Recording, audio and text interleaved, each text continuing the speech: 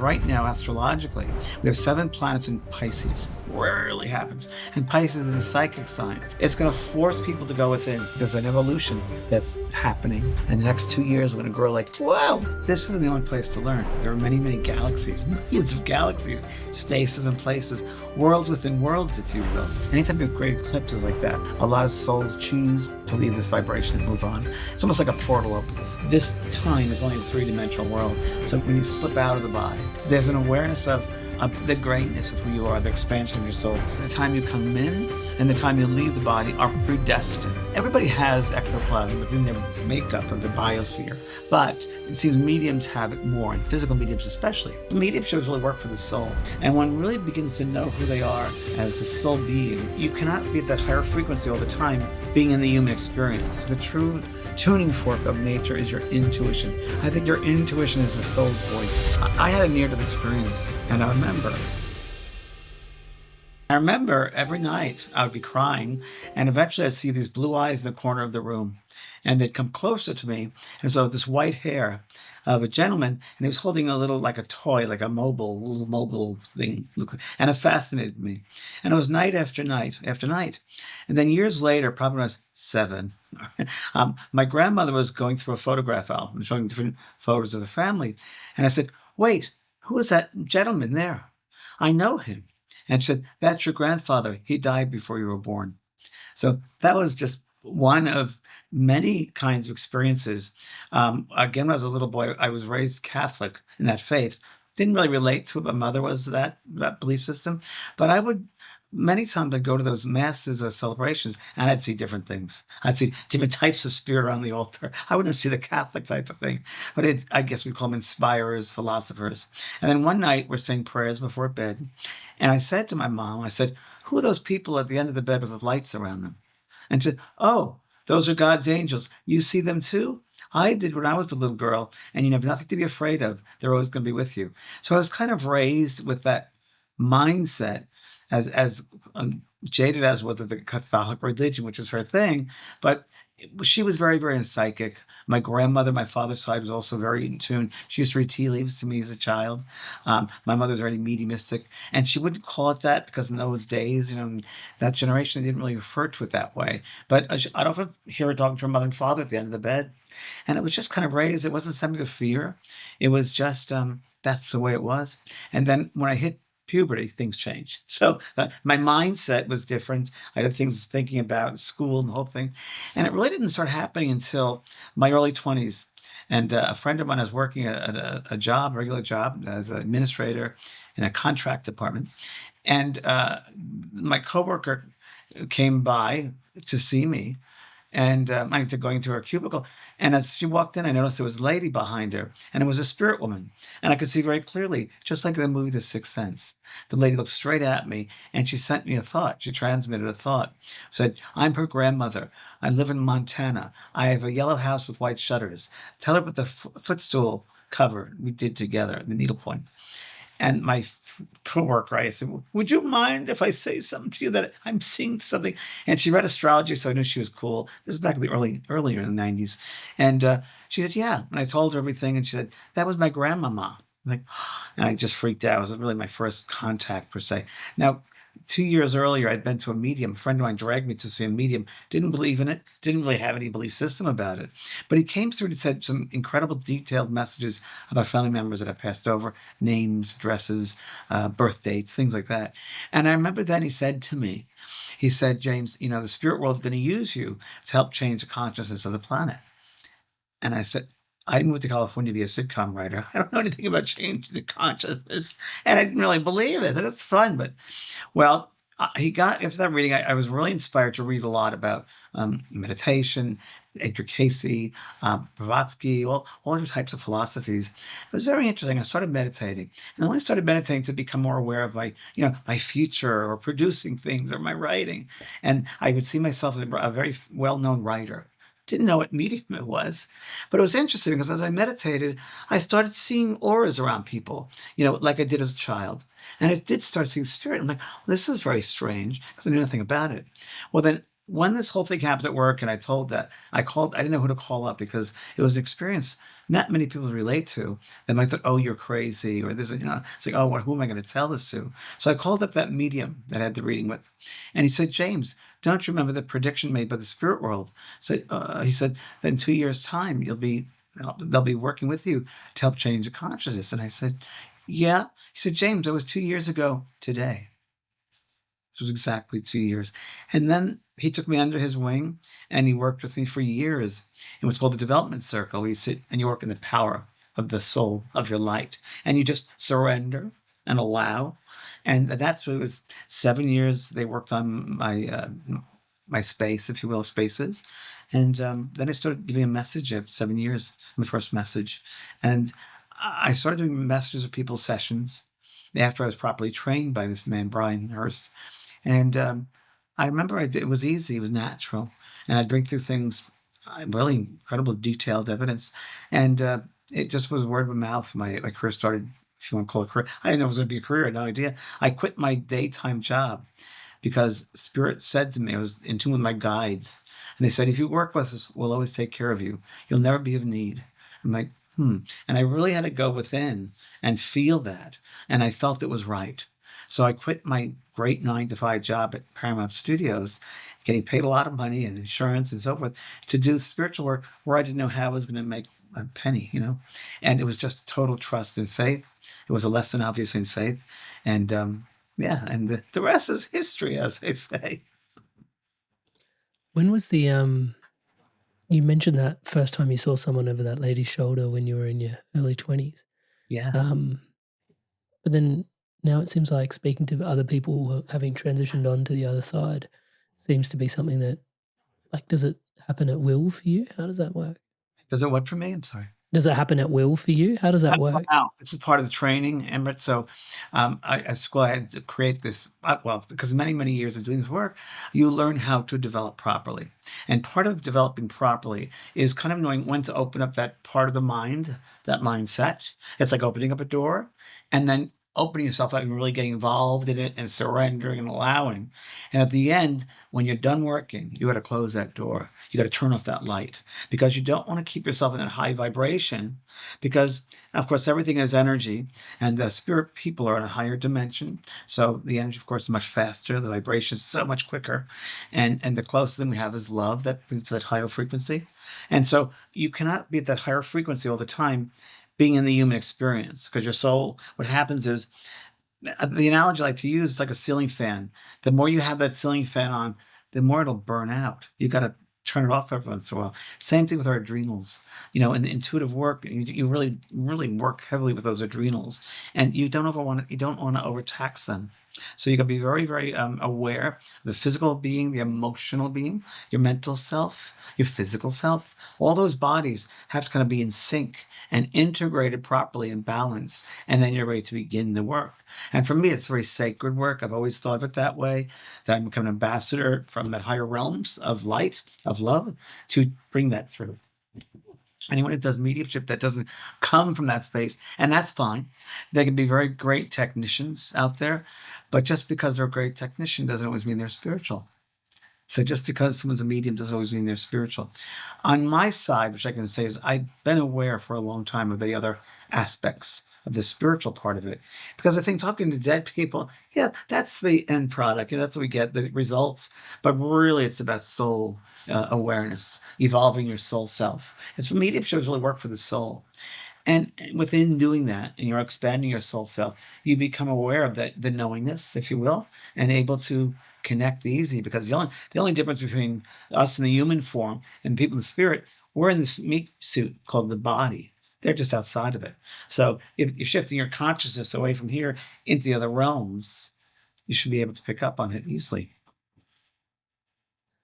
I mean, how does it impact your own personal relationship with the other side? Like your own awareness of death and mortality? Does it shift that because you're speaking to Sure. people from the other side? Can you illuminate that a Sure, little bit? sure. Yeah, yeah, yeah. So whether it's mediumship or it's years of meditation or just mindfulness or awareness practice, it shifts your awareness. And we grow every day. At least I hope we grow every day. Everyone should aspire to grow consciously every day in every way they can.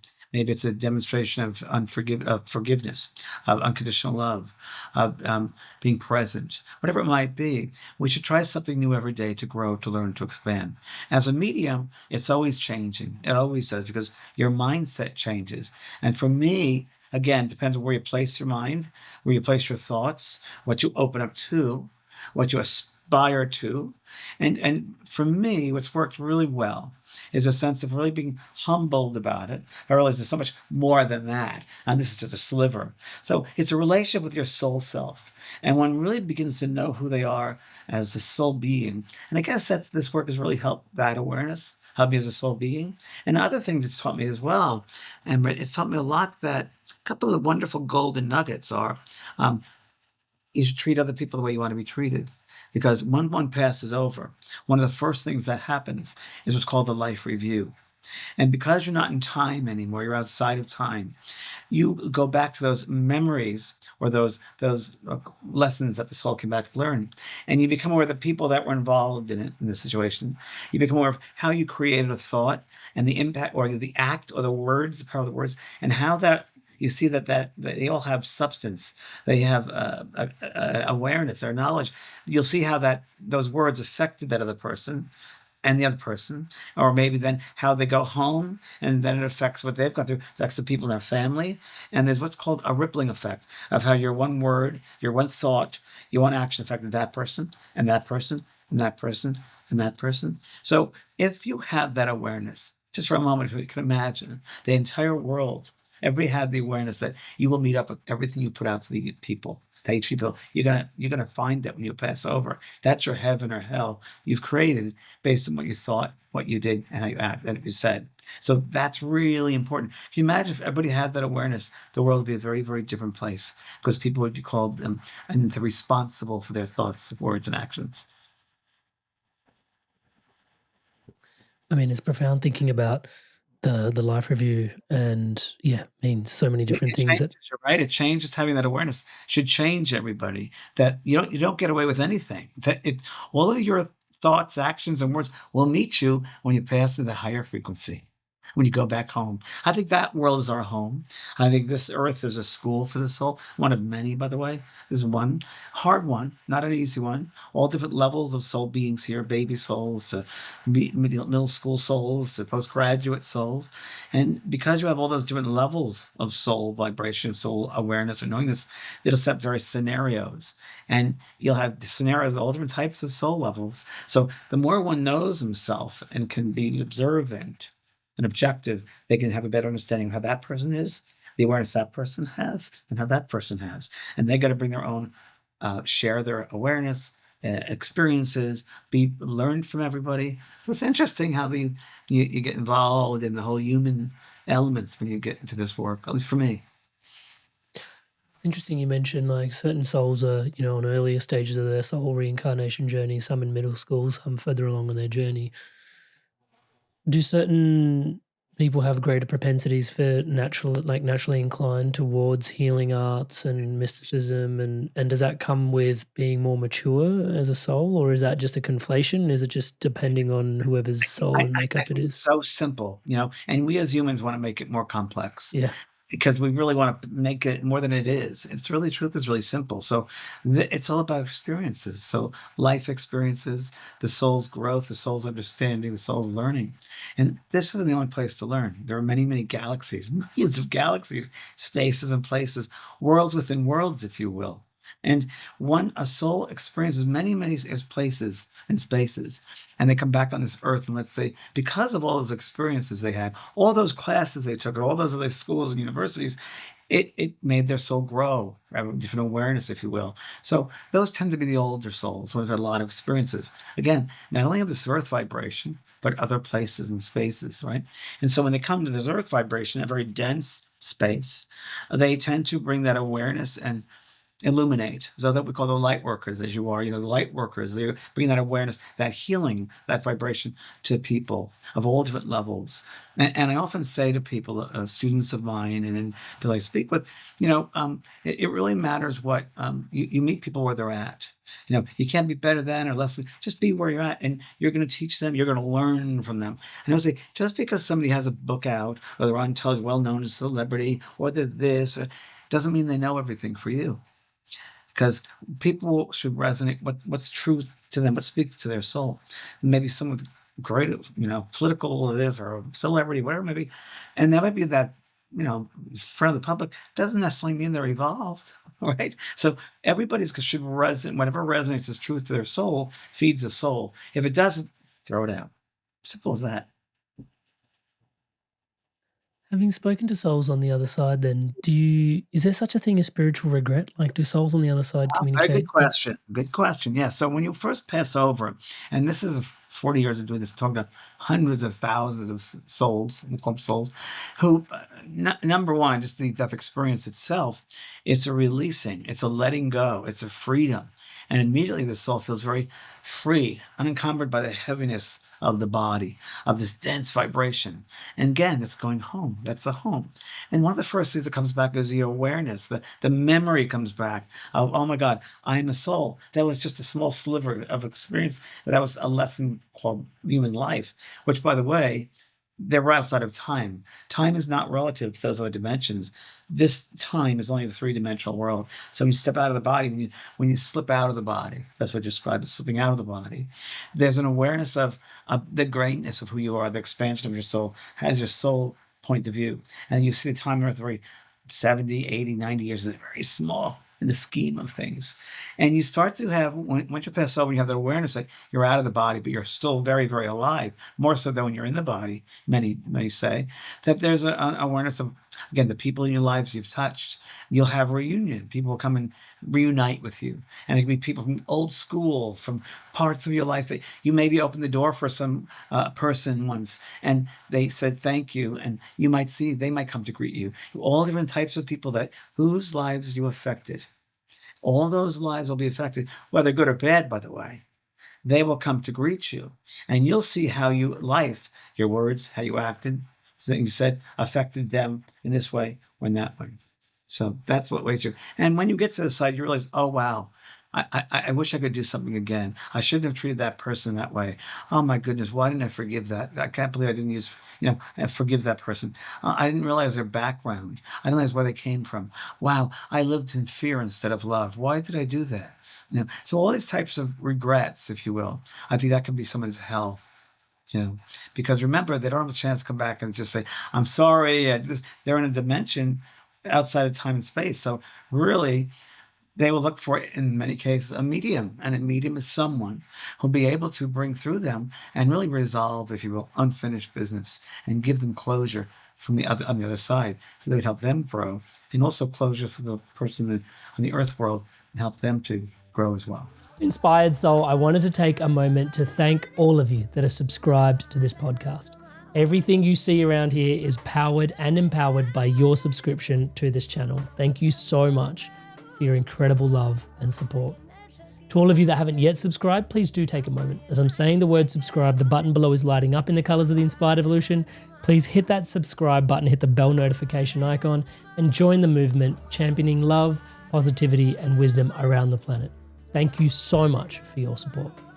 Generally, do you find people wake up to these gifts through trauma and loss? And if so, is there other ways to pop into it? That's a good question and well thought out, I must say, or inspired, because there are many experiences where traumas will open that other part of the mind, the psychic part, the intuitive part of ourselves. And that does happen for trauma, also for loss. So many times I find children that pass, it forces their mother or father or loved ones to go on this spiritual path. It forces them, because why did God do this? And they start asking these questions and really getting involved in that space. So that does happen. Trauma does create that. I've seen it many, many times with partners that they lost, and it gets them on their path. Also, there are other ways. For instance, Peter Hurkos was a very famous psychic intuitive from Holland, and back in the 50s and 60s and even 70s. And he was a house painter. He used to paint people's houses, and he literally fell off his ladder one day and fell down and hit his head on the floor. And that is another way that it opens up part of the brain and part of psychism. And he was extremely psychic after that. My friend Kelly White, that I do my podcast with, she also had a traumatic brain injury. And it was that traumatic brain injury that shook her and opened her up to psychic abilities. Happens a lot. So different ways that those are most common ways that these experiences happen. And naturally born, with abilities. Like for me, I was naturally born with it. An ability that my soul ability that I had. But also with your family, it seems like it was a bit of a family thing as well. Like for I if yourself, it I think it's was. genetics as well. I And I think didn't want to. I didn't want to make you sound like a gypsy, no, I wasn't but gypsy many lifetimes. I wouldn't do yeah, this. But I'm but sure that, yeah, I think it's part of another aspect is genetics, without a doubt, 100%. And I was talking about this earlier in an interview, and it's like, before we come back in this lifetime, we pick our parents. We pick the soul group we're coming back to, because there are certain aspects that they have that we have to learn from or grow from. But that soul being my mother, that soul being my father, that soul being my brother, and we learned those various aspects from that. My brother who recently passed came through to me just when I was relaxing, actually, and he just came into my mind. And I said, "How are you doing over there?" And he said, "I help you know things." So that's interesting that someone who I just, very my vibration and knows of me, knows, shared life with me, then passes that other vibration and knows how to get into my mind and to bring knowledge or wisdom that I'll understand this level. And that's what part of his work is. And so you could also say, maybe, and I think this is very common, when someone first passes over, they have that life review. And they realize, wow, I really wasn't really helpful to that person. I should have been better for them. I've been more alive with them. And what happens is they tend to be guides of that person. So like my brother is a guide in a certain way here, a teacher of mine. My mother did that. She said the reason why was because in the physical world, she felt she didn't do enough for me. So she wanted to help me. So those things continue on as well. do you have some consistent guides on the other side that Yeah, so consistently show guides, up for you? And sure. So you can have all different types of guides. So, and so funny because humans often think you have this guide for the rest of your life and that's it. Not true. So over a lifetime, we can have many different types of guides. There will be some guides that are kind of set with your soul as far as your lifetime on the earth, and they'll stick with you. And it's hard to say numbers because some have 3 guides, some have maybe more than those kind of life guides. Then there are other guides that come to you when your mind is open and you require or you go for a certain interest in something. So let's say you're going to start painting, oil painting, and you've never done it. Just by that thought, you can attract into your sphere a specialist in oil painting, and they will use their abilities to kind of activate those innate senses that you have within your soul to do that oil painting. Happens to musicians a lot. So it's in many fields. So we'll draw that guide, that expert to us, and that with me being a medium in my development stage, I had chemists from England, doctors. I had a Catholic nun, and I said, "Why are you here?" She said, "I'm helping you to learn compassion." Interesting. And the doctors, was a scientist, a doctor, and they were working with the energetic body. They were working with how the energies of the movement and flow of the energy, if you will, and other things I wouldn't know about, like the scientists, what needs to happen in order to make me, this soul, more receptive to those higher frequencies of energy. So maybe they did something with integrating more, opening me up in certain ways. I often describe it as if it's there's a mechanic and they open the hood of a car and they're tinkering with the wires inside and they work and they kind of work that way. And to me, I feel like that's what they did in my development. So yeah, opened me up and activated me. Easiest way to say it. I mean, you mentioned the word compassion. There's a few words floating around in the field at the moment, like forgiveness as well. Like if you're thinking about a life Forgiveness is one of review, the biggest things we can do because it's a gift we give ourselves. I've had many experiences where people were not able to forgive. There was a mother and father came to a reading of mine once, and their son came through, and he was killed by a drunk driver. And he said, "Mom, you must forgive. You must forgive him. I know he's alive. I've forgiven him. You don't understand. This is a lesson of forgiveness. And the mother did not want to accept that. She goes, no. So, and then the son said, which was really interesting, and any good medium has to be willing to open up and learn from. And I learned from a lot of these spirit communicators. And the boy said to his mom, Mom, you have to. It's an energy. If you don't open up to that forgiveness space, you're blocking yourself. And he said, life can't happen for you because you're shutting yourself off. And he said, and it's going to get stuck. You're going to get stuck and it'll affect you physically. And Mom, remember, it's not just going to affect you, but generations to come will have that same energy that you're holding on to, which I thought was fascinating. So that, like, the sins of the father, if you will, present themselves later on. It's really all connected, and there's no time. So if we be present moment, be mindful, be compassionate, be forgiving. Those are the highest frequencies, those high vibrations of love. Yeah, I got two questions at this particular juncture, and maybe I should ask them in a sequential order. But I mean, some people tuning into mediumship are skeptical, and they have their reservations. Yeah. But then also, it seems like more and more of this. I mean, do you see us going through a collective awakening on the other hand, where more and more people are opening up to these sort of things as well? So, I mean, there's two very different questions there. I'm conscious That's of that, but maybe okay. you can speak to both at the same time. Yeah. Sure, that's okay. When I first started this work, and it was in the early 90s, nobody was doing this. Nobody at all. I was the first medium ever on television. I was the first one out there, and then other people after me. But it was kind of what that medium said. I just happened to have my first book here. Hello, talking to heaven, my first book. And that what that medium said to me, I'm like, this guy's crazy, because those time nobody was really doing it. Maybe some channeling some people were doing. But really, believe me, I was the one out there with the skeptics, getting the bullets by the skeptics. I did a show on NBC television. It was called The Other Side, and it was a morning talk show, paranormal issues. And I was their number one guest on that show. And I remember after doing the show for a little bit, like, there were people that didn't believe, and they'd write in these columns and these news, like, he's making this up. He's doing something called cold reading. I'm like, what the heck is a cold? I don't even know what this is. I didn't even know the terms. And I thought, this person doesn't know who I am. They don't know how I work. I don't know how I work. It's a process, and it's from the inside out, not the outside in. And there was just ignorance, if you will, about it. It really was. So it opened up that space for.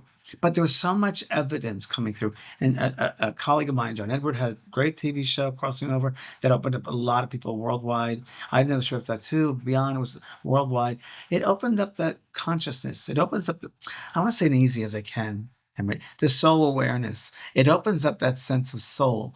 I think that when we come back into this body at the beginning, if you will, before birth, we go through our soul, like, kind of, if you imagine coming down through a tunnel, if you will, and then they go through what's called the valley of forgetfulness. And the soul will come back into this awareness of the human, having no reminiscing, no remembrances, memories of past lives, of who they are as far as the soul fabric goes. And so what happens is, when this work, the consciousness, you're shifting it, it's almost like allowing and letting the memory of the soul comes out, the memories of the who I really am, and that cloth is taken away, and people have a sense of, well, I'm a soul having a human experience, not the other way around. And really, there's much more of that happening now, as you commented, and it's going to, because right now, astrologically, we have 7 planets in Pisces. Rarely happens. And Pisces is a psychic sign. And the times right now on this earth are really bad, as far as, obviously, the political stuff, energetically, certain things going on earth-wise. So it's a rough time right now. And these 7 planets in Pisces, like, it's going to force people to go within. It's going to force people, and this is a time that all souls have chosen to be here at this moment. It's going to force them to open up, to wake up. And so many times people talk on this side about how the people on the earth are just sleepwalking. They're all just sleepwalking. So anyway, that's what happens. You become more aware. This podcast is brought to you by my one-to-one mentorship.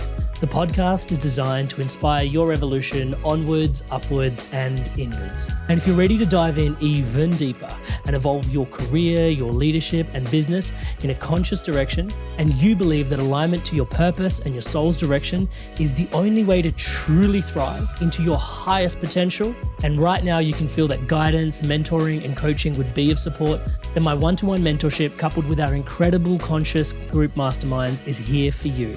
Thousands of people have evolved through my mentoring over the last 10 years. It is, after all, my highest calling, and here's what they have to say about how it's transformed their life. I've had massive transitions while working with Amrit. I'm processing things in real time. I'm addressing what I want to do, and so much more is possible. Amrit sessions were really helpful. They inspired me to go after my dream job, which I have now, and I'm loving it. Amrit doesn't really see it as just coaching, but he honestly cares about you, and you can feel it.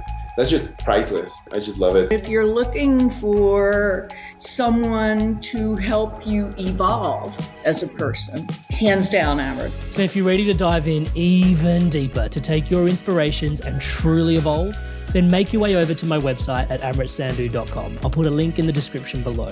You don't have to go it alone. There's one-to-one mentoring and an incredible community mastermind of conscious leaders, entrepreneurs, and people transforming their careers and business into full alignment with their soul's highest calling, creating a life that inspires them on the deepest level, living into their greatest impact. Make your way over to my website, amritsandhu.com, send me a personal message and let me know why this is right for you right now, and apply to work together. Let's take your business, career, and direction practically to the next level. Link to amritsandhu.com in the video description below. I look forward to seeing you there. The purpose of the veil, I mean, it's interesting. It seems like when I'm talking to you right now that the soul carries its own memories between lifetimes. Yeah. But then we have a human incarnation and a human experience and human memories. There seems to be some correlation between the two, but not a strict correlation. How does that sort of work? And I mean, the veil of forgetfulness, as they call it, or as you've alluded to there as well. Forgetfulness, yeah. Yeah, pretty interesting, like in terms of...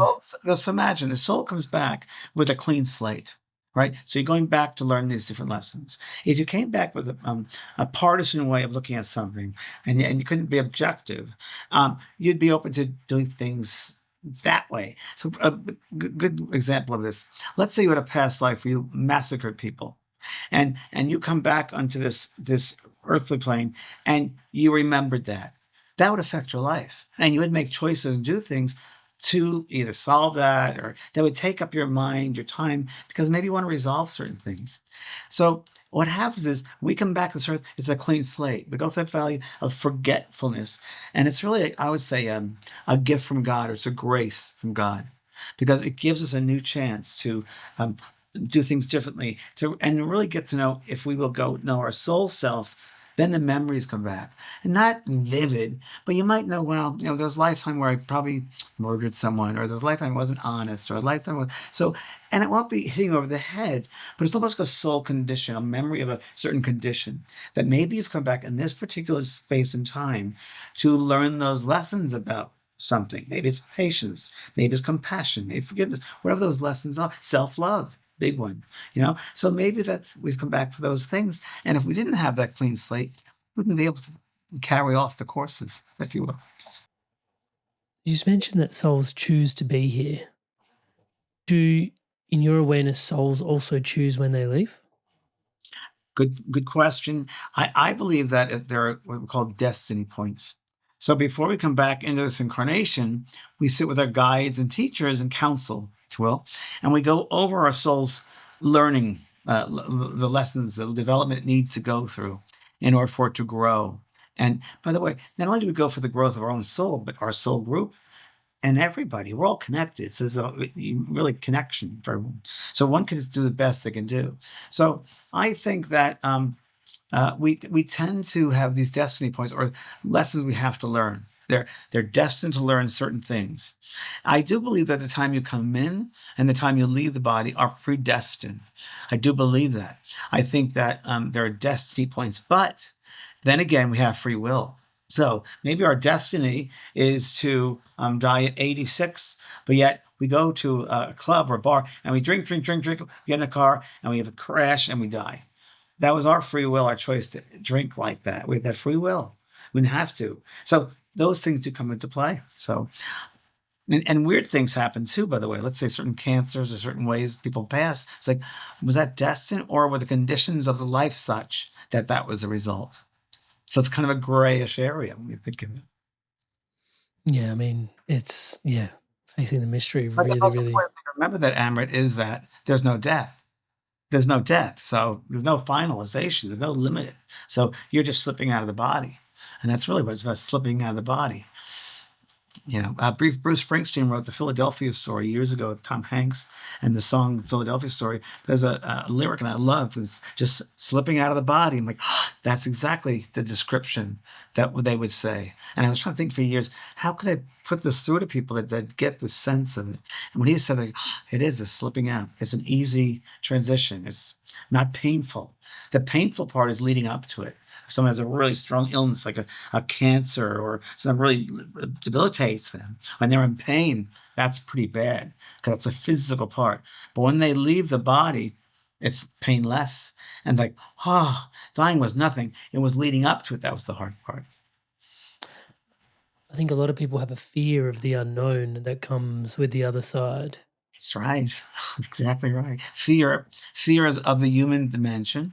Fear doesn't exist in other spaces and dimensions and fields. It doesn't exist. Only of the human. And fear, to me, I love the FEAR, false ego appearing real. Heard that? And it's really getting about that human part of us.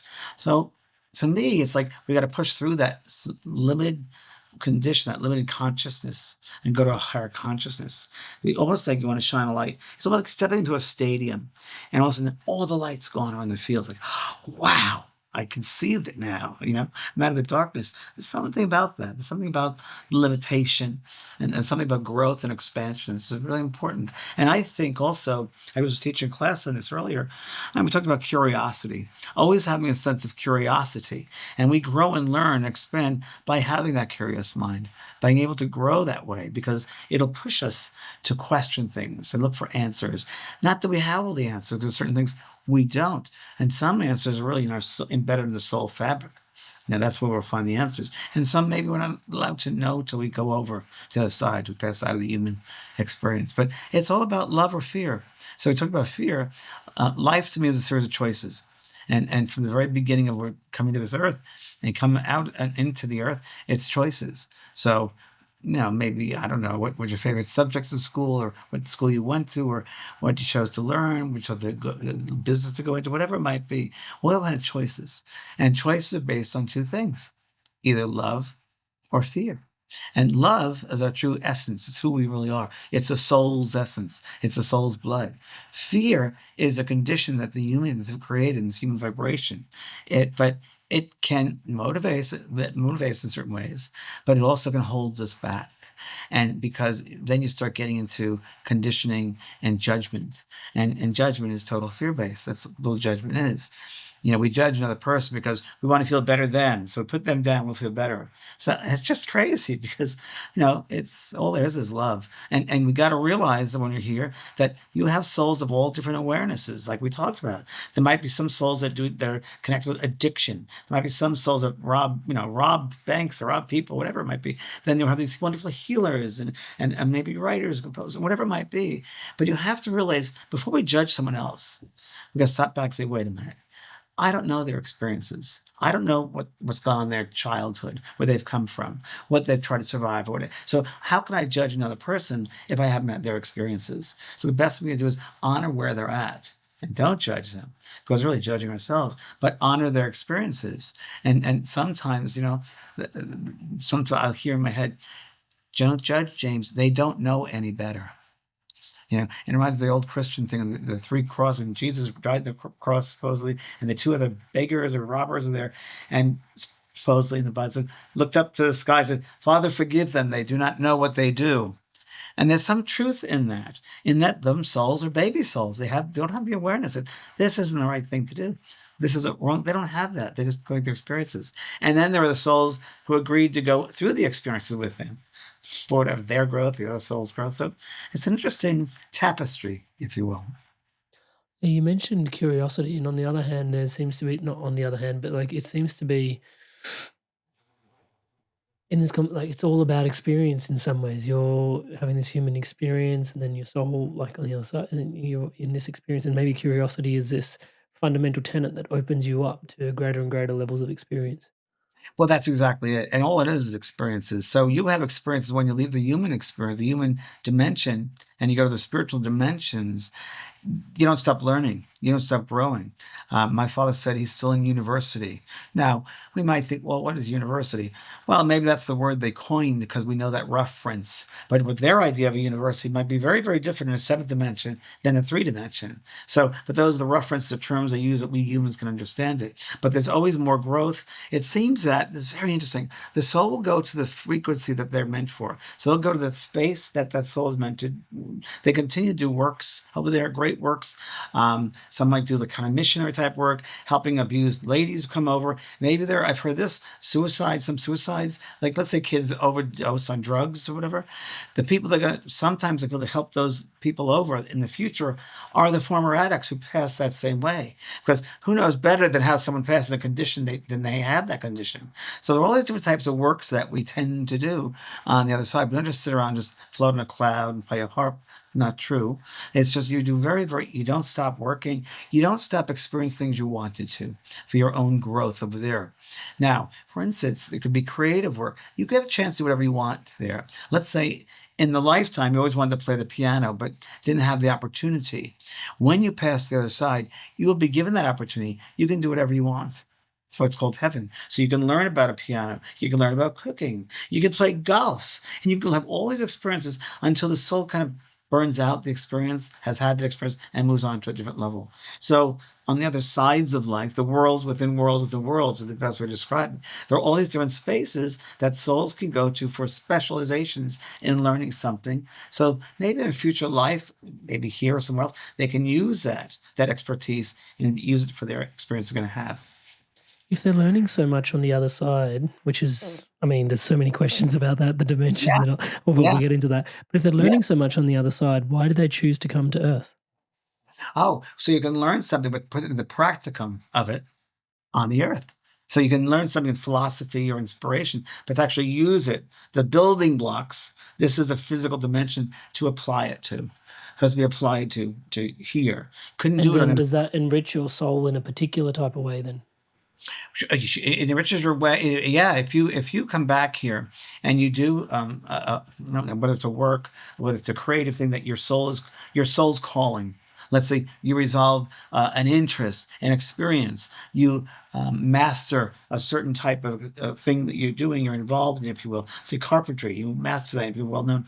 It's almost like the soul's growing through that. And then when that happens, then you can start sharing your expertise with other souls and specializations. So it's always a sense of learning, whether it's down here or over there. But over there, it seems that they do much more aligned for what's their soul, interest or makeup.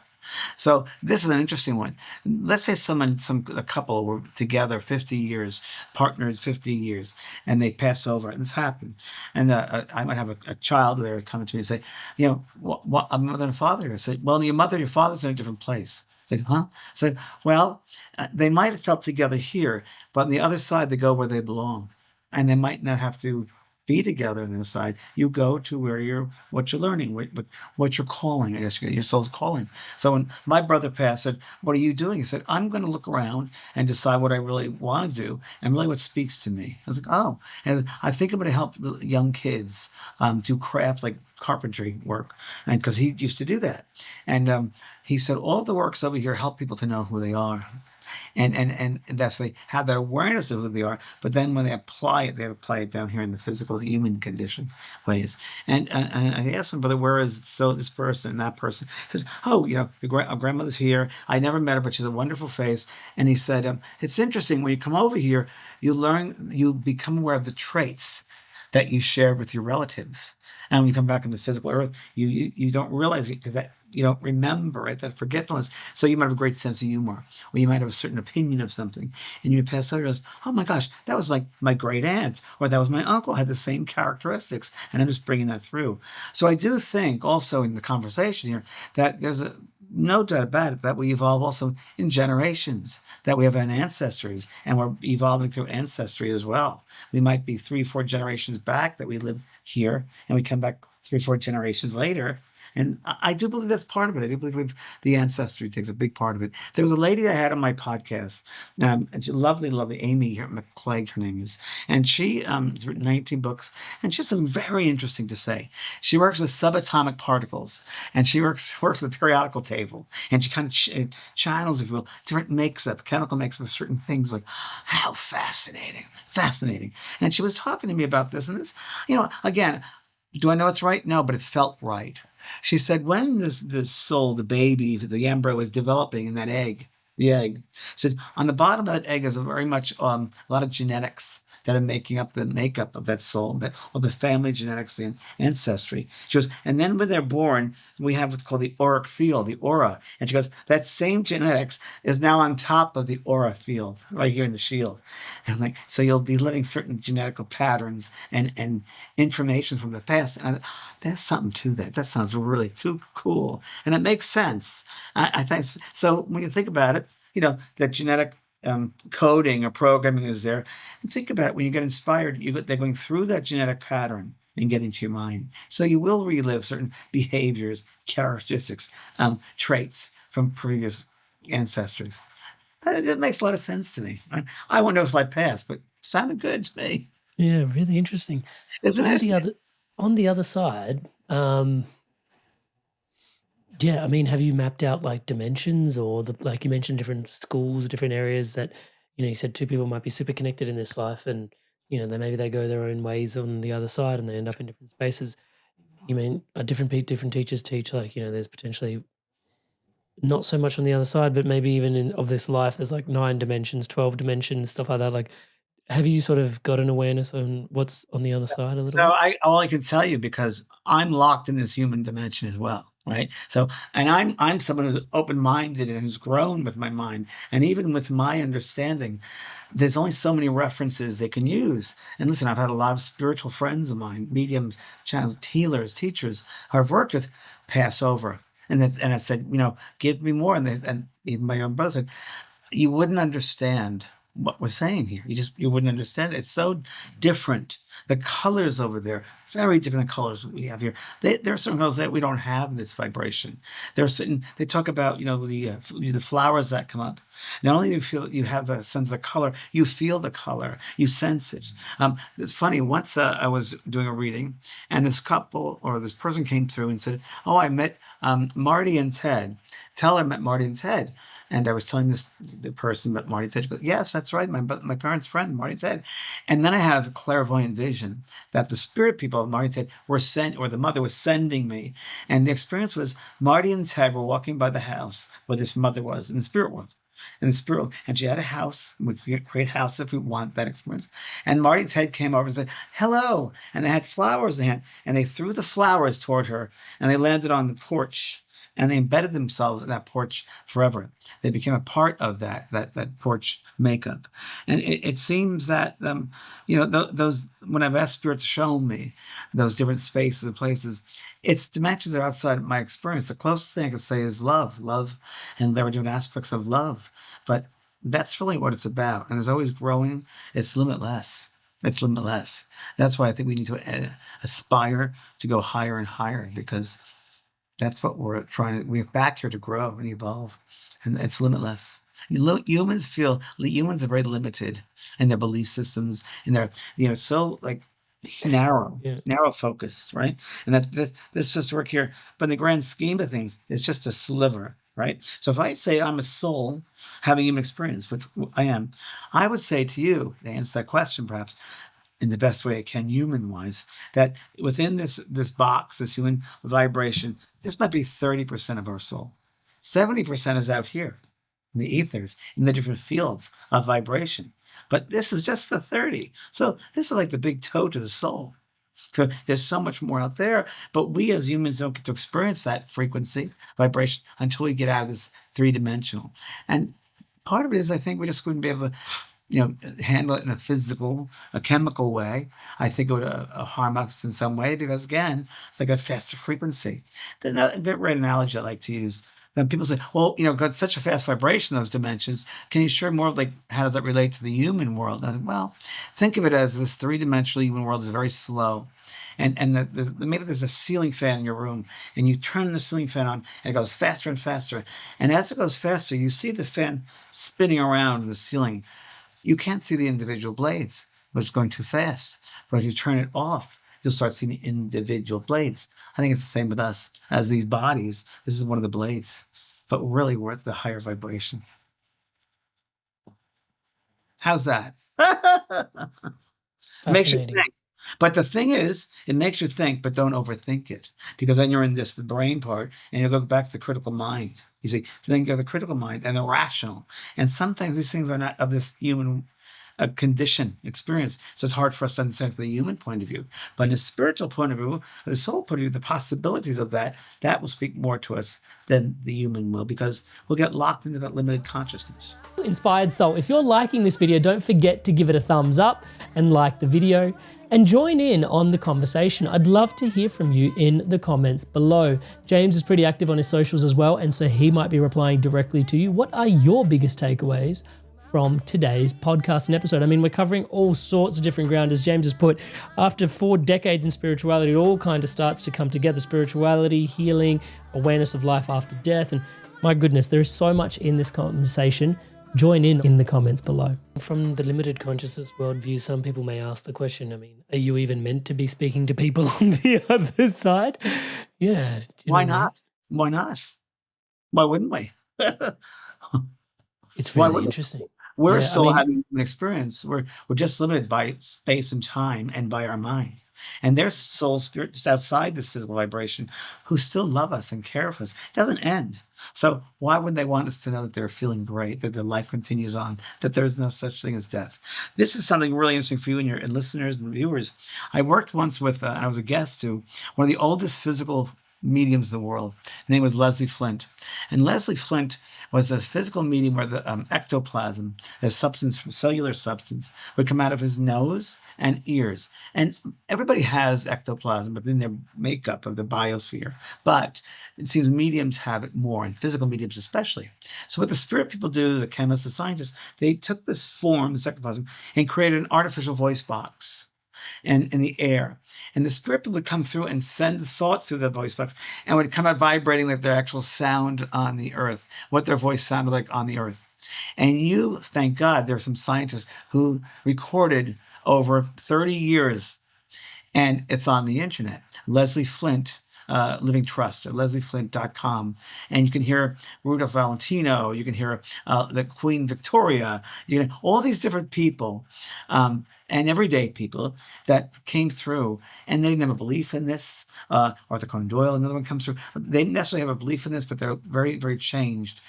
One lady was from a countryside, and I remember this, I heard it on this site. She came through and said, I don't really know much about it. She said, I was sitting in my living room at a table. She was from Scotland. And she said, I was thinking, I'm out of my body looking down. I said, what happened? And then I saw my friend, my sister, Margaret, and Margaret died many years before. I was like, what's happening here? And Margaret said, well, you're dead. I just, well, I don't feel dead. I feel perfectly alive. I'm dressed really nice, my favorite dress. And Margaret goes, that's because I dressed you with my thoughts. I created that to happen. Just, well, I just feel fine. I don't feel dead. I'm more alive than I've ever been. And that has been the over most 95% of the soul people say that they're free, they're out of it. And there's Leslie Flint. I sat with him twice, and the second time I sat with him, sitting there saying, oh, someone come through for me. And sure enough, my mother came through with her voice, and she called me by my nickname. And it was very interesting. She talked about the diamond ring that was broken, the stone came out. Sure enough, it did. And then a Frenchman came through, and he said, hello, James, I want to talk to James. James, are you sensitive, are you psychic? When I was in your world in 1864, I was very much into the creative arts and intuition. And he said, you, my friend, this was about 1991, 92. You, my friend, you're sensitive. One day you're going to write a book. You're going to help many people. We have big plans for you, my friend. And I'm thinking, writing a book? I don't want to write a book. And sure enough, My book, Talking to Heaven, 1997. It came in. I wasn't planning on doing that. I was like, but everything that Spirit said came true. And everybody can hear these readings on the internet, leslieflint.com. He's the most tested medium in the world, ever tested in the world. When you see that and experience that, you're like, how could you not realize? And I've been to Brazil many times. I had many experiences with physical mediums in Brazil. Some incredible stuff there. Yeah. Are there certain countries that the work is more naturally alive in, like India, Brazil? Great question. Great question. It makes me know you're thinking, right? So Brazil, to me, everyone's a medium, and everyone respects that. They got caught up though with a Catholic background. It's a very Catholic country. And interesting, a French spiritualist, went to Brazil, and he kind of put together Catholicism with spiritualism. They call it spiritism now. It's kind of a mixture of both. So everyone in Brazil is a spiritist, and there are books written on it, and they believe the whole thing. So everyone's a mediumistic in there. And believe me, you go there, you start feeling things and sensing things. I call them heart people, just open hearts. I also found, interesting enough, Australia, the people there tend to be very interesting, more evolved, I'd say, than a lot of other places I've been. I actually did a seminar down there to about 20,000 people. And I said to them in the middle of it, because the kind of questions they were asking were so beyond the human physical that I heard in my country, the US. And I said, you're all a bunch of star people. You're from different star systems. We humans call them aliens down here, but you're so beyond that. I just think a lot of Australia itself is a pretty evolved country. What does it do? And I think there are many more psychic or intuitive places. They're sensitive, like the islands, British Isles. Like many people from those areas tend to be more psychic, intuitive, if you will. Yeah, but there's pockets and other places. But India doesn't speak to me. Don't know why. Maybe I've had many lifetimes there and I'm done. I don't know. But I like certain philosophies I've heard there from yogis I've worked with. I understand it, but I don't relate to it, but it can be. Remember, there are all these different countries and space and places, and we have all these different souls. And they'll go to where they resonate with, or they come born into a country to have those soul experiences. So, it's all. Do you think there was a time where we were more naturally open? I do. I think that, I don't know until I pass over, but I do believe in Atlantis. I do believe there are prior civilizations, and I do trips to Tahiti with groups, and I've done probably 4. I'm gonna do it next year. I'll do my last. It's a small cruise, and as we're there, I'm feeling energy from all these different islands. Not that I meant to, but I was like, wow, I've been here before, and this is a great land of Lemuria. I just felt that, and it was like the land is talking to you. So I think that in those different places, Lemuria, Atlantis, I think civilizations were much more open and aware. Then we could also say, well, they weren't necessarily from the earth. Maybe they're from the stars. They were star people. Possibility. What about Egypt? How could they build those things if they didn't have guidance from above and out to have that perspective? How could they move that material, that size of material? So there's something bigger out there and more than we know, and we're shut off. Now, why don't we know this? Why don't we know this? I think if we know to a certain degree, but if we realize in some respects, like I spoke earlier, that there's more to us than just this, that, with all these civilizations, we come from here, we're seeded from this star or that, our curiosity would get us to a point where we wouldn't come back and do the work that we're meant to do for our soul's growth. We wouldn't do those various destined lessons and learn them because we're more interested in going out and chasing galaxies down, or whatever it might be. So I think there's also one thing I've learned in doing this work: there are no accidents. Coincidence is God's way of remaining anonymous. And I think that the true tuning fork of nature is your intuition. I think your intuition is the soul's voice. I really do. And the more one listens to that voice and acts upon it, the better their life will be, because the choices will be right for them. It'll be real for them. When do I leave this job? What about getting this relationship? Whatever it might be, your soul will lead you the way if you allow it. Right? If the brain doesn't get in the way and overthink it, and we go heart. So I teach a lot in my school online. I teach a lot about heart. Open up your heart and let your heart lead you. Let your heart guide you. And that's when you start doing that with your life and you listen to that heart voice, you can never be wrong. James, you teach a variety of mystical arts in the School of Mystical Arts. Yes. I mean, in this conversation, it seems like they all sort of do blend in and come in together, and they all have different levels. It's really, They're it's different really interesting. polarities, but they're all back to the love of the soul, where a soul having, and there are different, polarities. There are different, certain things will act. I don't say, I want to use the word activate. Will speak to someone. So if I have a healing course, and that will speak to that soul that has these modalities of healing, perhaps in them, or experiences of transformative, like 28 days of transformation. It'll help someone to go into meditation to really start having a relationship with their own soul.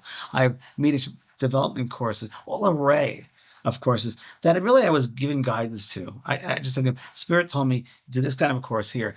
People need to hear this. So it was all an array of all different levels of courses, on all the types of disciplines of courses, intuition work, healing work, mediumship, meditation. It's mindfulness. There's a whole bunch of array of subjects that are there. And from very beginning to advanced, it's an array. It's a plethora. That's been my 5 years, or maybe close to 10 years now, of doing that. It was one of the first online schools on the internet. When I first did vanpraagh.com, my website, it was the very first community, like community room page. One of the first, of course, it's not the work of grief, but ever done with mediumship. And I used to do Tuesday nights, going to community, open up with pages and speak with people and so forth, which I still do for the course of the courses. But that was in the early days. People call me a pioneer. I'm like, that was hard for me to say that, but I really was. I was a pioneer in different ways. James, how do people navigate grief? Like, obviously they've lost someone that's gone over to the other side. Your advice for people that are grieving? So there are all different types of grief. I wrote a book called Healing Grief and Reclaiming Love After Loss. And those experiences of grief, again, I don't believe that you get over it. I believe you live with it. But there are all different types of grief, and there are different stages of grief, just like the stages of, Elizabeth Kubler-Ross talks about acceptance and anger. And so there's these different levels. And a grief for losing a job is very different grief than losing a child. Or a grief of having divorce is very different than losing a pet. So there's all these different types of grief, and we have to go through that experience. Just an experience. It doesn't have to own us. I do believe that every experience we have, we're like diamonds, and every experience we have is a cut of the diamond and lets up more light. And that's really the best way to describe it. So I think there are different lessons we learn from different types of loss, grief, if you will, letting go, forgiveness, compassion, understanding. And there are different ways to handle that. But no matter what experiences we go through and things we have to learn, it all goes back to your soul self. It all goes back to love. That's the way it is. So grief also many times can force us onto our spiritual path, or force us to understand something very differently, or force us in doing some life work, maybe as a therapist or a teacher. So it's all different ways. Again, it's limitless. I think, the most important thing to realize is there's no loss. There's no end. You'll meet them again. They'll come to see you when it's your time to go home, when you graduate. Yeah, there's a quote that's stayed with me, which is, grief is all the love left over.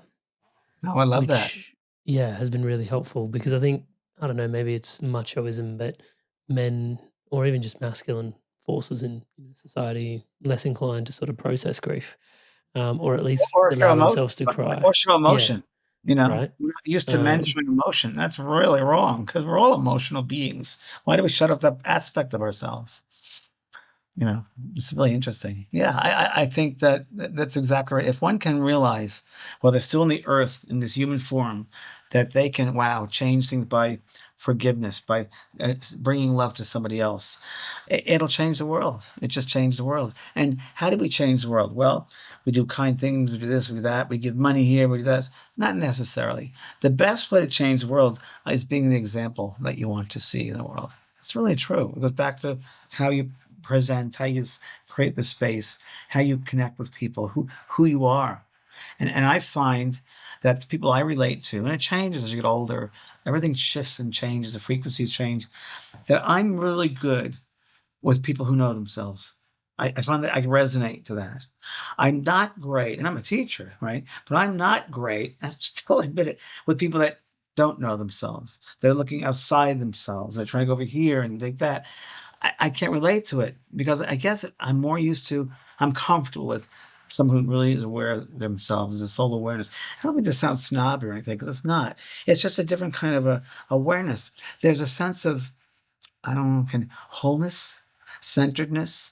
And when you let go of the crap, the mishigas, the stuff that's out there that we pay attention to, boy, you start living life. And you realize that the energy you give to certain things, you're wasting your energy. Don't need to feed something negative. Don't need to feed something limited. Put your energy towards something positive and loving because you are what you think. You manifest in life where your thoughts go, what they create. All of us are great recreators, we're manifestors, but we have to be responsible for the thoughts that we create. I've seen it clairvoyantly, thoughts out of people's minds and the energy they put out. And I'll walk into a room and say, oh, there was a fight here. Look at all these, these colors here and the jaded shapes. I say, what are you talking about? I say, don't worry about it. But I'm very aware. A lot of us will feel when you go to a certain space, a certain house or a room, and someone feels something's comfortable and really good and warm. And other times you're like, ooh, a coldness or like disconnect. It's like, oh, I don't like that. Because again, we're tuning into it on a psychic, intuitive level. That's really what it's about. So think of all the energy we put out there. And is it positive and loving or is it negative and fearful? And then also you got to live what you put out. So if you're going to live negativity and fearful, you will create that in your life and you will draw it to you because we're all magnets. We are magnetic beings. And like the universal law of like attracts like, you'll attract into your space that what you think of, that you create, you will bring that to you. Might not happen right away because in the human world, things are slower and denser, but it'll come. It'll come. In the spirit world, you can think of something and it manifests like that. And the reason why is because it's at a faster vibration. So quicken, the quickening. It can quicken and manifest. But in this human world, I think it's so frustrating for many people because they want something, and they just get frustrated. It's like you're in a dense vibration. You'll get it, but it'll take a lot longer to get it. And it might not happen the way you think it's going to happen. You got to let go and surrender and see. I call it universal ordering. Send it out to the universe and let them work with it and just keep yourself in that receptive space. You're going to get this, but not the time you might think. And that alone might be a human lesson to learn, right? Of acceptance. James, do you think you've been doing this work for over 4 decades now? And sorry to keep doing that to you, but Yeah, do you think there's a, because you mentioned what, like you asked the question even yourself in your response earlier in terms of why doesn't everybody carry this awareness all the time? Do you think certain parts of our spirituality have intentionally been shut down at points? I don't think intentionally. I really don't. I think that it's just, you got to really, it's the levels that we're at. It's what we're willing to open up to. I think that awareness is always there, but is the human ready? Are they ready to receive? Maybe not. And it's all different levels of souls here. And there might be some that are more interested and more open to it. And it's just, don't believe, shut it off. It's funny. I've had skeptics in my audiences or my workshops, and it's so funny. They're so adamant about it. It can't be this way. It can't be the way. I'm like, well, it is. I said, well, science hasn't measured it. I said, well, science doesn't have the proper tools yet. They just don't know yet the certain mechanics of it. So we really got to be open-minded to that. But in the meantime, we got to know our truth. We got to live our truth within ourselves. And again, to thy own self be true. To know yourself is this power. It's who you are. And it doesn't mean by just accepting everything, just you see. No, I think it's great to question everything. I think it's really, really great to have a sense of open-mindedness, a possibility, but don't be closed-minded. James, do you think there's like collective souls or guiding human evolution at the moment? I do. I think we're part of that. I wouldn't say that we're not part of that. That we're maybe part of that. I'm going to say spiritual cloth. Let's think of it all connected, almost like I don't know, like a jigsaw puzzle, if you will. We're all puzzle pieces that fit together perfectly. But again, we're in the separate vibration, the separate human experience. We're separate. We don't have that awareness here. But I do think that we're all connected. I had a near-death experience once, and I remember when I hit my head and something fell down, and it was just wow. And I remember popping out of the body, And I first realized, number one, there was no time. I was outside of time. And it wasn't in the sense that I was a medium. I was this human experience in the soul. Like, wow, I'm outside. What's going on? Because I knew it wasn't my time. I knew it wasn't. I just felt that. And I saw my cousin, Patricia, who passed away 20 years before of complete suicide. And she was really close to me and to her because she taught me metaphysics when I was young. And it was very interesting when I saw her. I said, Pat. She goes, it's not your time. And she goes, so no. I said, where am I? Where? She goes, it's going to be all over. Don't worry, it'll be all over. And I said, you mean over, or over? Can you help me? And she was gone. And then I saw my father, and he was wearing a brown suit, 26 years old. And I went to him, and he handed me a rose. And he said, it's not your time. And I really came right back to my body. I was like, oh, I felt a pain in the head. And a friend of mine was calling my name, saying, James, wake up, wake up. And I opened up my eyes. And the first words out of me were, dying is easy, living is hard.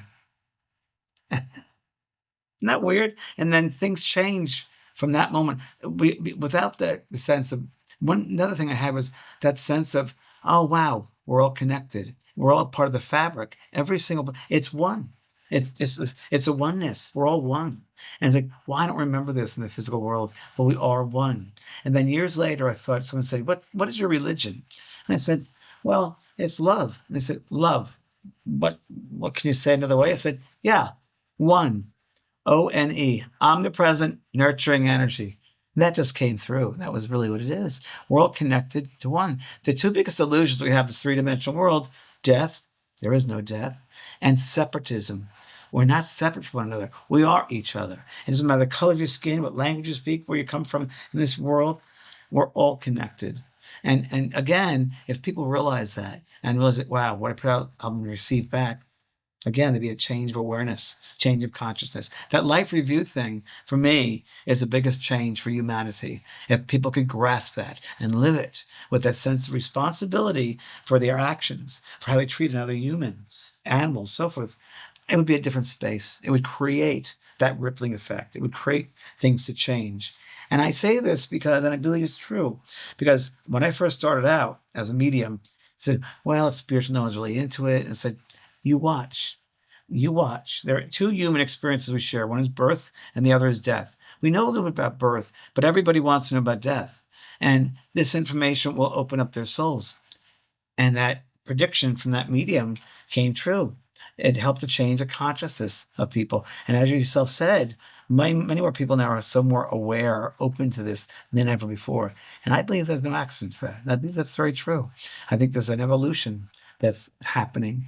And I think right now, especially, is a growth period for us. In the next 2 years, we're going to grow like, wow, I'm going to be squeezed to grow. Is there a little bit of fear in that, though, in terms of fearing that I'm going to go through a life review then implies that I have, because the rest of it makes sense to me in terms of that then instills this sense of responsibility, which then downstream from there instills this sense of choice. And the choice then gives me this, I act differently. That's right. And so therefore, you use fear as a motivator. So fear is okay in that space. Sure, fear can motivate us. Fear can motivate us to be the best we can be. Fear can motivate us to do this or do that, but it can motivate us also to do the right thing. So we're doing the right thing or the wrong thing. I know that I'm going to experience this again when I put it out there in that life review. I'll experience it 10 times, 20 times, 30 times stronger than initially it happened. Oh boy, I don't want to create that hell. So there's a wonderful little story about a very wealthy man, a very rich man. He passes over. It's a little parable. And, the archangel, Michael the archangel, meets him at the gate. And he says, come on in. God has created a lovely space for you. He goes, okay. And he walks this lovely space, and there's parks and greenery and people playing. And it's just lovely. And walking down this pathway, and see beautiful mansions. He says, wow, I used to have some like that. I had lots of people working for me. And they go on this path further and notice that the light's changing. It's getting darker, and the people are changing, and the house is getting much smaller. And eventually they come to a little pebbles, and they're walking, and he can barely see. And the man said, where am I going? Where's my house? He says, well, God has created this for you. It's just perfect for you. And he says, no, because I was one of the richest men in the world. I had to work for me. I owe this money. I did this. And he said, no, we're going this way. So I go down another path. The path is broken. Now it's all weeds. And he finds a tiny little hovel in the distance. And Michael the archangel said, there it is. There's your place. What are you talking about? God made a mistake. God doesn't make mistakes. He said, but again, I was one of the wealthiest people. That's the money. He goes, we can only build with the materials you sent us.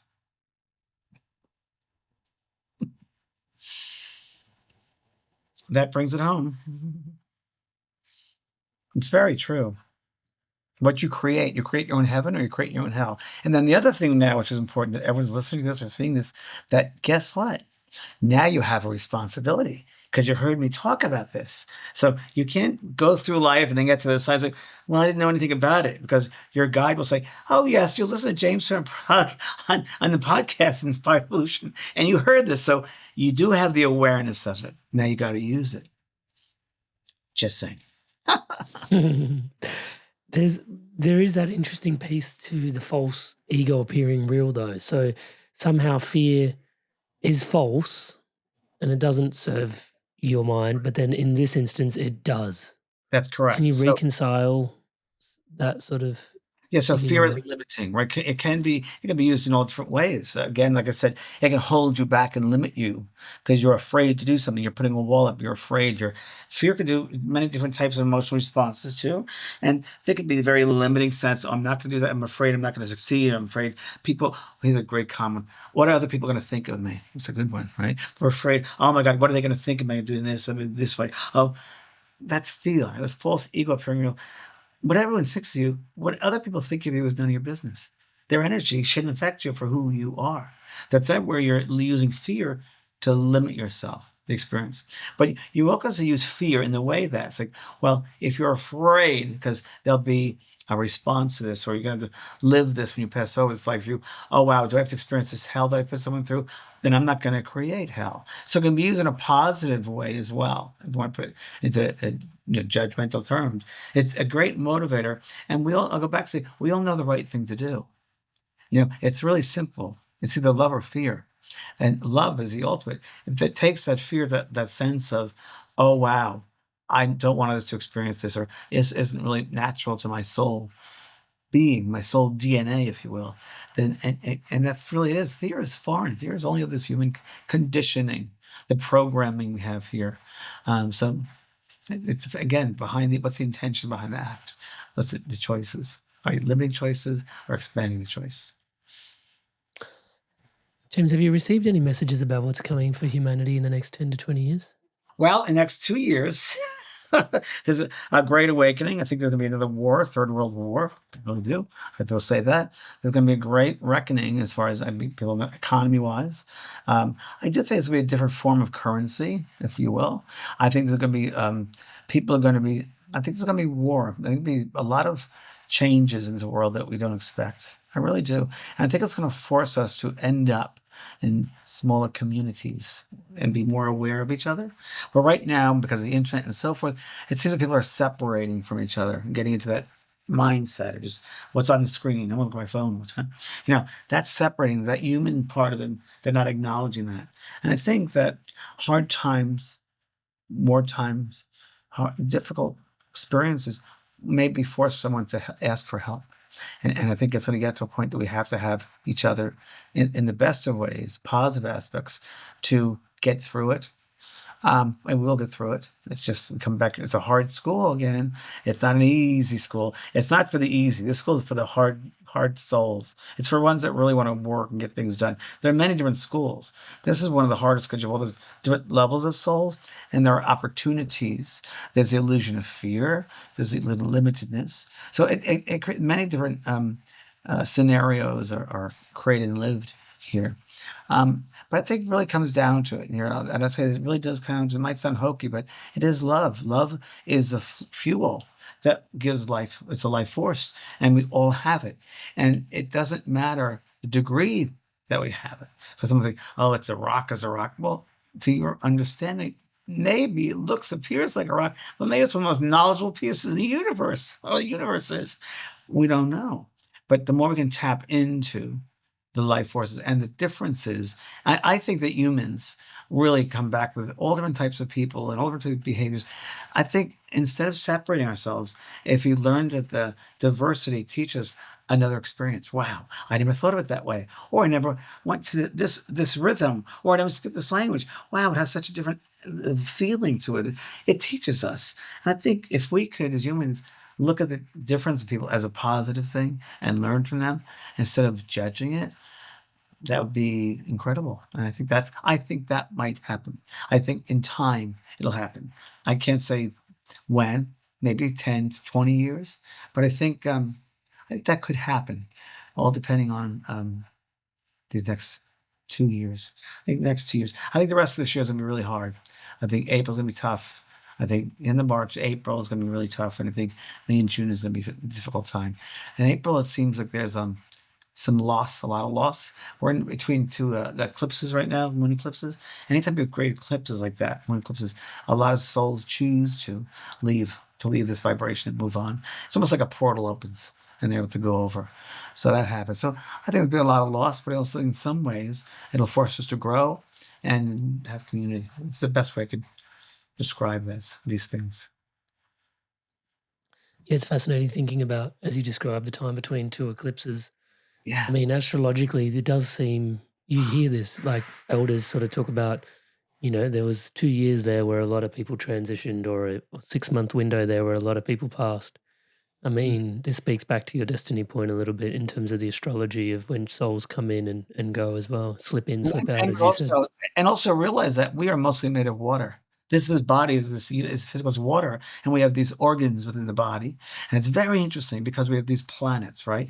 And these planets are mass pieces of energy, and they will affect us because we're water. And there's certain planets that vibrate toward a certain organ of the body, the liver, the lungs, or stomach, whatever. Like the moon is the stomach and so forth.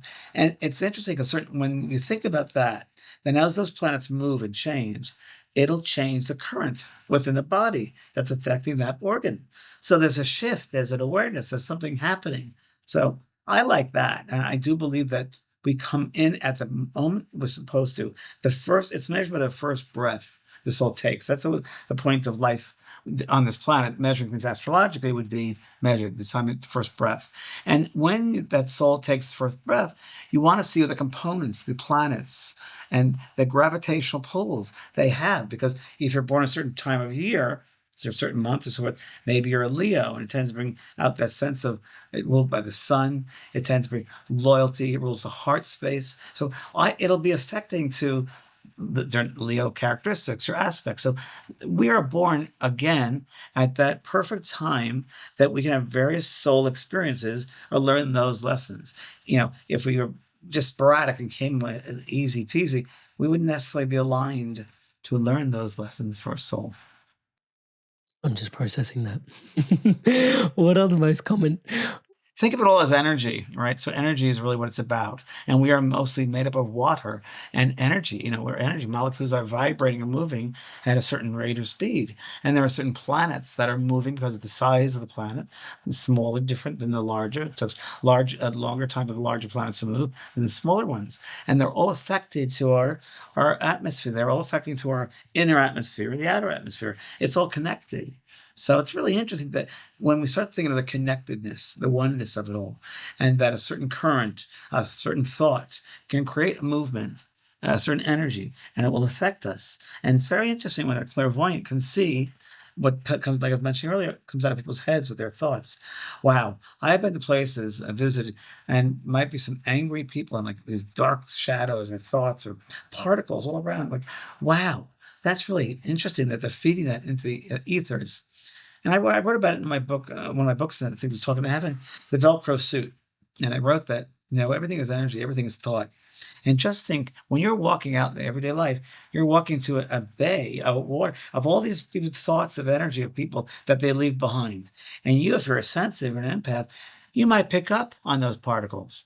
And if you don't know how to discern, you might think those are your particles, that fear, that whatever it might be, judgment, hatred, whatever it might be, limited consciousness, might belong to somebody else, but you picked it up and you make it yours.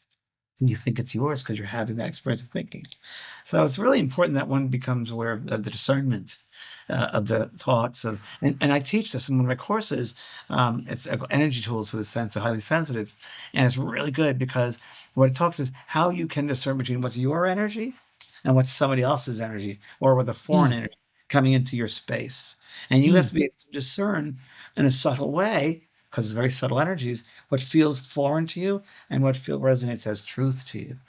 It's amazing. And then I bring them through a space that they open up and cleanse other people's energy from their space. And I'll share with you and your listeners here and viewers that there's one thing I do every day, which I talk about to my students. So when you're in the shower and you're finished with the physical body cleansing, now you can cleanse the energy body, the energetic body, because it's as real as the physical. Well, how do you do that? Well, you use your imagination. So I imagine that shower water coming in is light, golden pure light of love, love, of kindness coming right through me, and imagine it like coming in the body and around in the auric fields. And as that energy touches the body and goes around every cell, every muscle, every fiber of my being, it's changed into that higher frequency of love. And then I imagine any denser energies, any fear, any limited consciousness comes out of the body, and it goes out of my fingertips and out of my toes down the drain. And I imagine it to be like Hershey's chocolate syrup, that heavy vibration. And you start using this, and you get to a point where it's like, all of a sudden, it's like, okay, I'm complete now. I'm cleansed, right? And you're open in that neutral space. And then what I do, which is really important, is I program my day. So as I come out of the shower, I'll set that intention by saying, may God go before me and show me the way. The word God and the word love are the same vibrational frequency. So what you're actually doing is you're programming your auric fields, your fields around you, and you're programming into that certain higher frequency.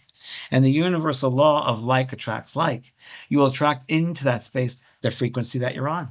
So if you're putting that loving space, you only attract those in that high vibration of love. And if you stay in that space, you every day or every other day, and keeping your mind set in that higher space, you will notice, and I'm a living proof of this, the people in your life that truly loved you, had your back, but if it's not true, they'll slough off. They'll go out of your life. Maybe divorces, maybe job changes, maybe best friends who aren't really best friends will leave in the most natural kind of ways. And I've had that experience over and over again. And you end up sometimes not with many people in your life, but the ones you have are on that high frequency, and they're real for you. That works. It's a good one. Yeah, I was going to ask you what are some of the most. Your head is a full of thought there. You're like, I was going to say, well, because I had two questions. One of them was daily practices that actually strengthen our connection to the spirit realm, but that was perfect what you just gave us. So I guess the other question. That's once I can start with that to program yourself. So when you're programming yourself in that loving vibration, remember, love is the energy they come into. So after doing that, you can sit and quiet your mind, just slow down and ask them to step behind you. And when you're in a neutral space, like after meditation, you're much more open to surrendering and allowing. So you can actually allow them to come close to you, that you can perceive and receive them. And you just set out the intention, prayer, we're going to call that, thoughts of come close to me now, stand behind me, may two become one, let us merge. My eyes give to you, the thoughts I have are your thoughts, the words of my mouth are your words, what I feel are your feelings. Let me step to the side and let me two become one. Let us merge as one. And it's pretty cool because you start having experiences as if you're the other person, because they're sharing that. And again, no reason why they can't. The only reason we humans, because we have this body that separates us, but otherwise we're totally connected. This is an interesting one. The more people do it, the more surrendering they do, allowing, the more beneficial and the more successful it'll be. And so ultimately, having opened yourself up in this many ways and the awareness over how do you practically stay grounded through it all? You think I'm grounded? I have a dog behind me. I think that she's Pearl, and she's great. Talking about unconditional love, teaching unconditional love. That's great. And the other thing which I like to share with you, and that people who hear this or see this, is that I kind of become aware of everything. I put my energy in the awareness of the moment. I live in the moment. I don't live for yesterday's already happened. Tomorrow's yet to be. So I'm really kind of mindful of being in the moment at that time and what feeds my soul. And I'm very aware as I'm in that moment, because I'm very aware of the authenticity or not. I'm very aware where someone's coming from. It's very interesting. I'll just throw this on a side. As children, as babies and toddlers, I think they see truth. I think they are very aware of energy. And this is just my hypothesis, but the moment they start mistrust, that trusting someone. I think some kids will see the adults and they see their energy, the vibration, and then the words that are coming out of the words don't match the vibration of the person. I think that's the beginning. Wait a minute, this doesn't make sense on some level. I really think that happens. I think that starts our first thing about mistrust or adults. Yeah, it's a weird one, but I think it's some truth to that. Yeah, it's interesting. It reminds me back to this subtle recognizing your own energy, other people's energies, the energies of the space exercise you were referring to before. I mean, the energy thing, if you want, people can do this. They're not watching. It's holding the palms close to each other, like 6 inches apart. And then, you actually close your eyes and you become aware with your thoughts that you are in that space in between your hands. And you just become one with that space, whatever that means. And then very slowly bring the palms close to each other. And you become aware of how the energy for the space changes as you bring the palms closer together. And before you know it, you start feeling this tingling sensation or a coldness or a heat, and you feel it's called energy, which comes out of the palms. And you can start playing with the energy and become aware of that subtleness and the softness of it, but yet it's really strong. And then you can start applying to, let's say, toward the crown chakra or to the third eye, and then the throat chakra. And you become aware of the subtle differences energy-wise that this chakra feels in the third eye, in the throat, in the heart. And then you get deeper into it and realize, oh, wow, my throat chakra is closed. I don't feel as much energy as I do in my heart. Well, maybe because when you were younger, someone told you, you can't speak, you don't know things, you don't speak your truth, and you start shutting that down. And you don't speak correctly. You don't speak your truth. Same thing with the heart, bad relationships, or even like third eye stuff you were told. That's the devil. You can't see that. Doesn't exist. You'll put that. You'll stain. I like the word stain. You'll stain that energetic space, and it's really interesting then, because many people live their entire lives with an auric field or energy space that's closed, and it's not treating them well because they're not getting the full benefit of all the energy centers. They're closed off to certain parts. So when you look at it that way, they're not living a full life. They're living a very limited life. And it could be so much more if they open up the heart, maybe forgiving someone or, more compassion, whatever it might be, and they could open up those spaces and become much more involved in the moments. How does that sound? Praagh. How does that sound? Something to think about. James Van Praagh, thank you so much for sharing yourself so abundantly here with us today. I'll put a link to your website and the school in the show notes below. And then also, like you said, even just accepting that you've pioneered certain spaces for spirituality online. Really, thank you so much for you and the work you've been doing. Really appreciate it. Thank you very much. Thank you for that. That's very kind of you. Appreciate it. Yo, inspired soul, you made it through to the end of another incredible podcast. My goodness, we covered so much ground with James today. It is such an honor to be your brother walking this path by your side, inspired to evolve together. Thank you. To all of you that are subscribed to the channel, my goodness, thank you so much for your incredible love and support. To all of you that haven't yet subscribed, please do take a moment. All it takes is to hit the subscribe button below, hit the bell notification icon, and you can join the movement, support us in championing love, positivity, and wisdom around the planet together. Also, if you like this video, don't forget to give it a thumbs up and a like. It goes a long way in sharing the video around the internet. And on screen now, for continuing your journey of your inspired evolution onwards, upwards, and inwards, episodes for you to take your journey even further. So go on, take your pick and make your click, and I'll see you in the next one. Go on, I'll see you there.